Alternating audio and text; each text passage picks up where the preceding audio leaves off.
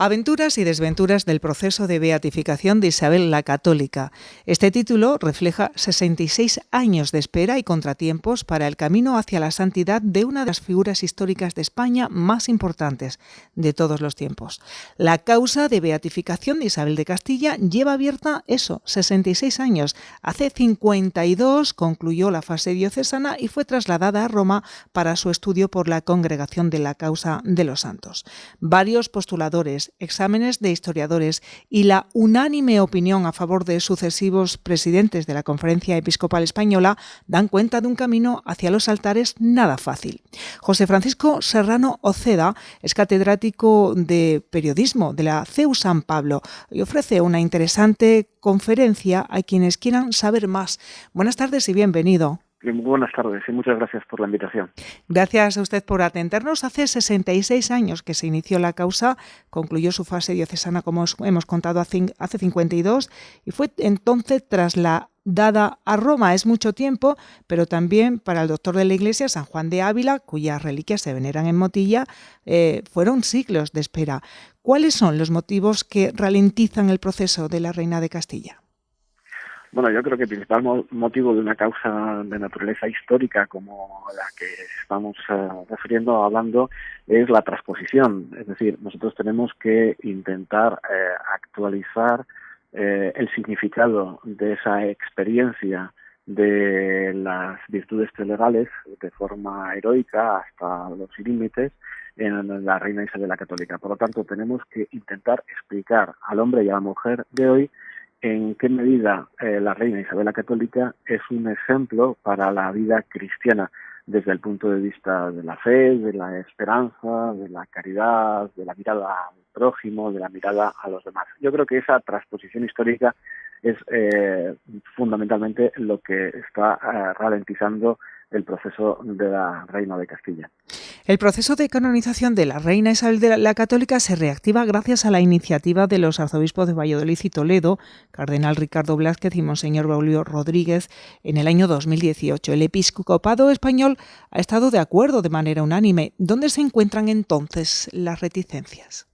Bueno, las reticencias se encuentran, no evidentemente, como se acaba de decir, en el episcopado español. Son importantes las actuaciones que tuvieron como presidentes de la Conferencia Episcopal, el cardenal Suquía o el cardenal Rouco Varela, que incluso le llegó a Juan Pablo II una edición especial del Testamento y Codicilo de la Reina. Yo creo que las reticencias fundamentales se encuentran, históricamente se ha dicho que en los judíos, por la expulsión de los judíos de España en 1492, del decreto de Granada, después también que las reticencias están en el mundo islámico por el hecho mismo de la reconquista. Estas fueron las dos grandes objeciones. Ahora parece ser que se añade una más que tiene que ver con todo el movimiento woke, que es el indigenismo.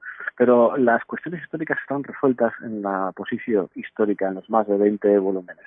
Yo creo que la objeción fundamental es que todavía el pueblo cristiano no expresa suficientemente ese amor y esa devoción que le tiene, y es mucho, y es muy grande y muy importante, a la Reina Isabel la Católica. Sin duda, después de haber aprobado el examen de los historiadores, con buena nota por cierto, aún no ha tenido lugar el decisivo dictamen de la Comisión Teológica que ha sido propuesto para un mayor estudio y reflexión. Si es favorable, su dictamen pasaría a la Congregación de Cardenales y Prelados, que informaría al Papa para su decisión final sobre la heroicidad de las virtudes y la declaración oficial de venerable. ¿Cuáles son las virtudes de Isabel la Católica, usted que ha estudiado tanto? Bueno, las virtudes de Isabel la Católica son las virtudes de una mujer que es madre, de una mujer que es reina. Son las virtudes cristianas, la fe, toda su acción, todas sus decisiones estaban motivadas por la fe. Los historiadores, los miembros de la Comisión Histórica, determinaron que no había habido ningún acto de la reina que fuera contrario al Evangelio desde el punto de vista histórico. La esperanza y la caridad.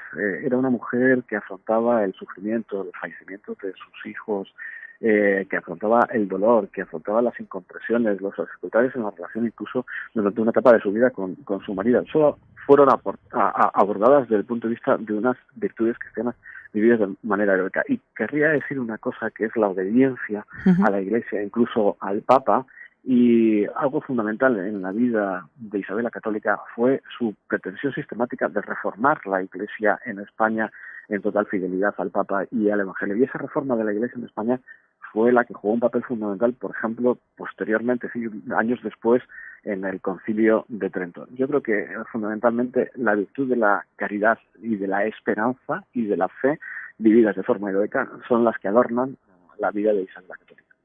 Necesitamos los cristianos, los católicos españoles, conocerla más. La Asociación Católica de Propagandistas ha realizado una campaña informativa sobre el valor humano como mujer de fe, que es la reina, como precursora de los derechos humanos o protectora de los derechos de los indios, de las mujeres, de los niños, como usted apunta. ¿Por qué estos rasgos no prevalecen en el discurso oficial al hablar de ella?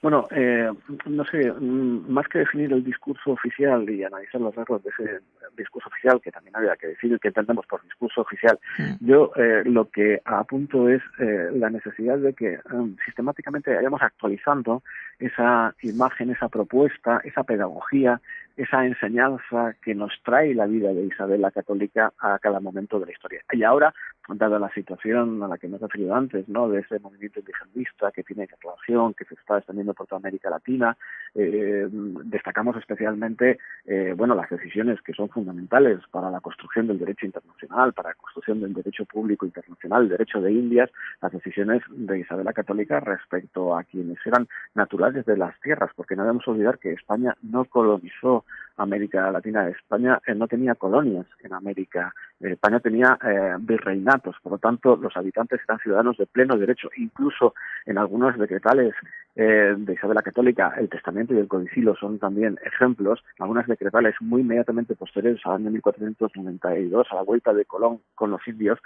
queda muy claramente reflejado que Isabel tenía muy clara la dignidad, por lo tanto la defensa de los derechos de las personas, de los indígenas que habían sido encontrados en ese proceso. Yo creo que este es un dato que es consecuencia de la sensibilidad actual y que nos está invitando a seguir profundizando en esa propuesta de Isabel actual para que sea entendida en cada momento de la historia. ¿Dónde se encuentra en este momento el proceso de estudio? El proceso se encuentra a la espera del informe de la Comisión de los Teólogos. Y por lo tanto, la Comisión Teológica del Dicasterio para la Causa de los Santos es la que tiene que dar el siguiente paso. Por nuestra parte de la Comisión de la Causa de Beatificación de Isabel la Católica, estamos trabajando precisamente en actualizar la posición histórica y en ofrecer datos de ese clamor no siempre evidente, pero subyacente del pueblo de Dios, que cada vez reza más a Isabel la Católica, cada vez se encomienda más y cada vez le pide más favores por medio de su intercesión, ¿no? Y yo creo que es fundamental ahora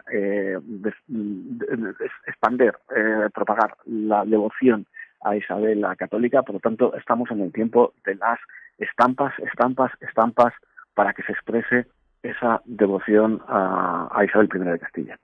Por último, profesor de periodismo, catedrático de periodismo, ¿han servido las series que se han realizado sobre la vida de Isabel? ¿Hemos podido comprender más su papel histórico, su papel como mujer de fe? Sin lugar a dudas. Todo proceso cultural hoy pasa por el audiovisual. Y en concreto la serie sobre Isabel I hizo posible que un gran público que no tenía acceso a los documentos, que no tenía acceso a los libros, que no se había preocupado especialmente, conociera de primera mano la persona, la personalidad, la figura, la trayectoria y la historia de Isabel I de Castilla. Sin lugar a dudas que hoy que la cultura, por ejemplo, las novelas están en las series de ficción, hoy que la cultura es fundamentalmente audiovisual, el hecho de que se hubiera producido y emitido esa serie fue un dato muy importante para su revalorización, para la revalorización de su testimonio. Pues muchísimas gracias a José Francisco Serrano Ceja, catedrático de periodismo de la Universidad CEU San Pablo, autor de Aventuras y Desventuras del proceso de beatificación de Isabel la Católica. Muchísimas gracias y hasta otra ocasión. Encantado y muchas gracias a ustedes.